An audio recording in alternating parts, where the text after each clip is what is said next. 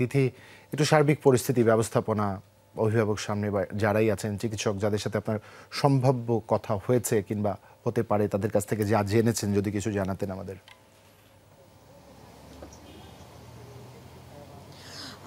জুবাই, যেমনটা জানেন যে কালকে পর্যন্ত কিন্তু আমরা জেনেছিলাম যে টোটাল যে মাইলস্টোনে যেই বিমান দুর্ঘটনা ঘটেছে এবং তাতে কিন্তু 31 জন শিক্ষার্থী 31 জনের মতো নিহত হয়েছেন। কিন্তু দুঃখের সংবাদ যদি জানায় যে কাল রাত 12টা 15 নাগাদ কিন্তু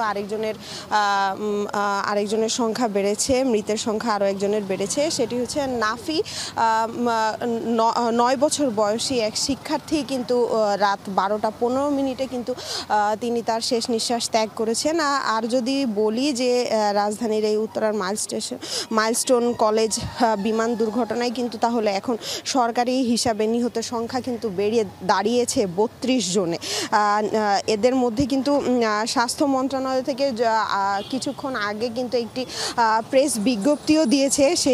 সেখানে কিন্তু উল্লেখ করা হয়েছে যে ঢাকার সিএমএইচে যেই মর্গে যেই 6টি মৃতদেহ রাখা ছিল, যাদের কিনা শনাক্ত করা সম্ভব হয়নি, সেই 6 জনের মৃতদেহের কিন্তু ডিএনএ টেস্ট করা হয়েছে এবং এর নমুনা কিন্তু সংগ্রহ করা হয়েছে। এতে কিন্তু অতি দ্রুতই কিন্তু সিআইডির যেই ল্যাবরেটরি আছে সেখানে কিন্তু ডিএনএ প্রোফাইলিং করা হবে এবং স্বাস্থ্য মন্ত্রণালয় থেকে কিন্তু জানানো হচ্ছে যে যারা নিহতর তালিকায় যাদের স্বজনদের খুঁজে পাচ্ছেন না, তাদের কিন্তু যেই নমুনা ডিএনএ টেস্ট কিন্তু এসে দিয়ে যাওয়ার কথাও, তারা ম্যাচিংয়ের উদ্দেশ্যে কিন্তু নমুনা প্রদানের অনুরোধ করা হচ্ছে। এবং তারা কিন্তু আরও জানিয়েছেন যে নিখোঁজ মাত্র একটি পরিবারের পক্ষ থেকেই শুধুমাত্র নমুনা প্রদান করা হয়েছে। তাছাড়া কিন্তু যেই আর বাকিরা কিন্তু এখন পর্যন্ত কেউ নমুনা ম্যাচিংয়ের জন্য আসেননি কিংবা কেউ এখনও বলেননি। তো সরকারের পক্ষ থেকে, স্বাস্থ্য মন্ত্রণালয়ের পক্ষ থেকে কিন্তু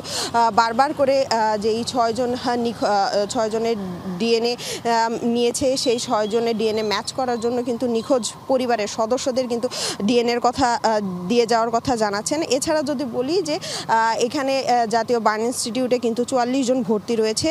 সন্ধ্যায় কিন্তু সিএমএইচ থেকে 2 জন এসেছিল এবং মৃত্যু কিন্তু এখন পর্যন্ত 32 জনে দাঁড়িয়েছে। এছাড়াও কিন্তু যেই বার্ন ইউনিটে 2 জনকে কিন্তু কেবিনে দেওয়া হয়েছিল। সুতরাং সব মিলিয়ে যদি বলা যায় যে বেলা 9টা নাগাদ বার্ন ইনস্টিটিউটে ব্রিফিং করার কথা রয়েছে। সেই সময় কিন্তু আরও তথ্য জানতে পারবো আমরা। জুবায়ের, তিথি, ধন্যবাদ আপনাকে।